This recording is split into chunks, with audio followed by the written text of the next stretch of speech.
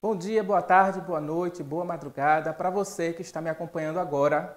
Meu nome é Daniel Monteiro, eu sou professor do curso técnico em multimídia da Escola Técnica Estadual Professor Antônio Carlos Gomes da Costa, a nossa queridíssima ETEPAC. Esta videoaula é a primeira de 4 que teremos na disciplina de Fundamentos do Design Gráfico e Composição Visual. Nesta aula, vamos ver os temas referentes à unidade 2. Utilizar cores e tipografias de forma adequada às necessidades e demandas de artefatos digitais. Mas o que vimos até agora? Vimos o que é design gráfico e vimos também o que é composição visual. No podcast, vimos também a influência dos movimentos artísticos no design moderno. E no e-book, 5 princípios do design gráfico: hierarquia, escala, proximidade, contraste e simetria. E um elemento visual, a cor. Hoje, nós vamos trabalhar 2 elementos conceituais da composição visual, que é o ponto e a linha, e 2 princípios do design gráfico, o princípio da repetição e o princípio do espaço negativo. Vamos começar pelos 2 elementos conceituais, que é o ponto e a linha. O ponto, na geometria, é uma posição no espaço, um par de coordenadas x, y no plano cartesiano, como você pode visualizar na figura à direita. E o ponto ele não possui definição, dimensão e forma. No design gráfico, o ponto é a menor unidade de comunicação visual, um elemento singular um elemento singular é um tipo de ponto. Por exemplo, um sinal, uma mancha, um caractere, uma letra, um objeto e etc. E para que serve o ponto? O ponto ele é utilizado para atrair o olhar. Por exemplo, que a gente chama de ponto focal dentro de uma composição visual. O ponto ele pode ser utilizado para representar luz, sombra e profundidade. O ponto também serve para criar a ilusão de cores e tons. E padrões de texturas também são formadas por pontos. Agora vamos falar sobre linha. Linha na geometria é uma série infinita de pontos. E ela também pode ser definida como uma conexão entre 2 pontos. No design gráfico, o ponto a gente pode definir como... Aliás, a linha a gente pode definir como um ponto em movimento. E a linha, ela possui comprimento, podendo ser curto ou longa. Ela também tem espessura, podendo ser fina ou grossa. E também direção, podendo ser horizontal, diagonal ou vertical. Dentro dos tipos de linhas que nós temos, os principais são as linhas abertas e fechadas, as linhas retas, curvas e quebradas, e as linhas contínuas e não contínuas. As linhas retas trazem um significado de ordem e clareza, já as linhas curvas de movimento e as linhas quebradas de tensão. As linhas contínuas são usadas para dar fluidez à composição visual, e já as linhas não contínuas criam uma sensação de inquietação.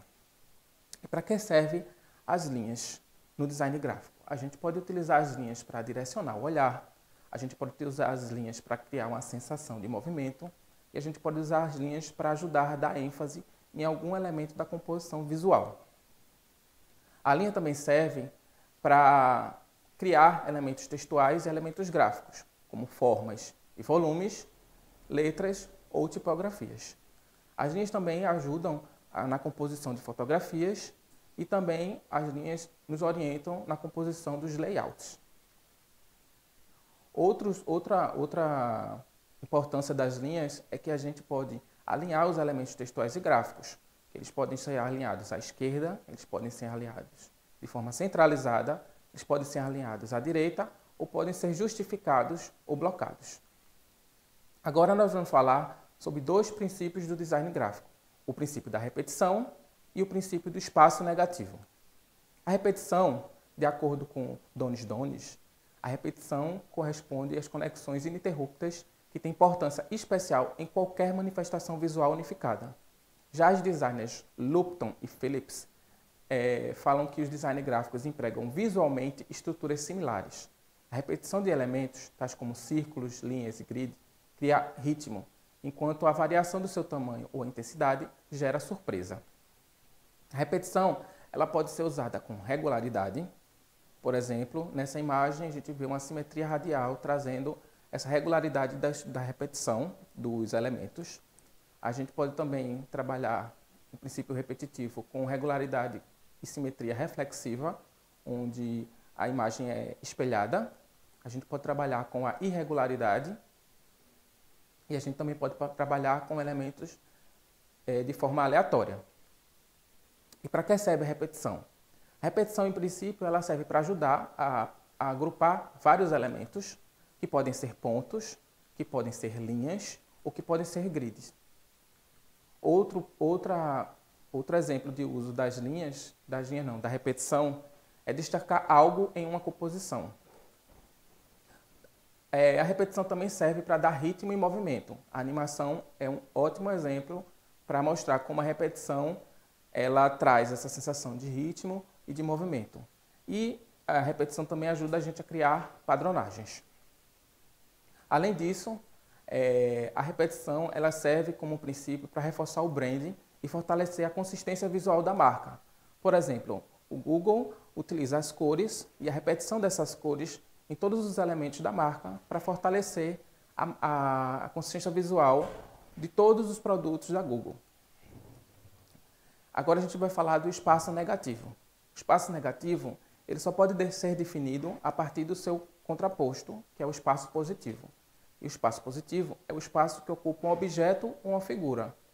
Em contrapartida, o espaço negativo é o espaço em volta desse objeto, ou espaço entre 2 ou mais objetos, isto é, o fundo. O designer Greer, ele fala que a forma de um objeto não é mais importante que a forma do espaço em torno dele. Todas as coisas resultam da interação com outras coisas.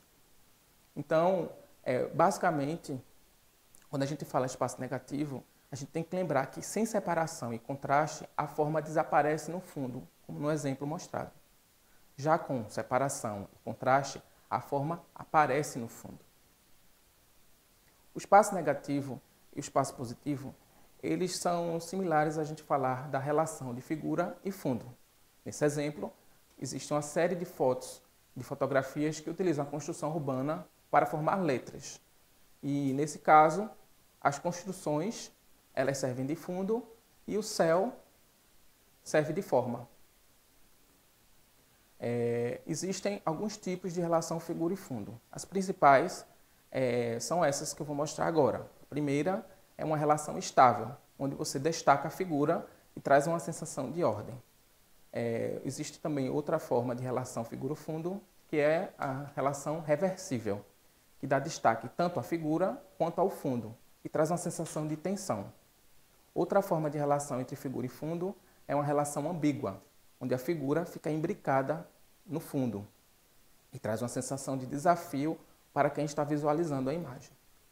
Também tem a relação entrelaçada, onde a figura e o fundo eles ficam mesclados, trazendo um ar de mistério.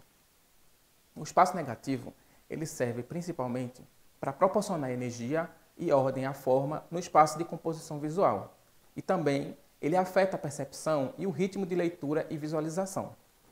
O espaço negativo também auxilia no equilíbrio dos elementos textuais e gráficos e também ajuda a criar ilusão de ótica. O espaço negativo também é utilizado para criar contraste entre ícones, ilustrações, marcas, logotipos, símbolos, padronagens e layout. Bem, e agora o que vimos hoje?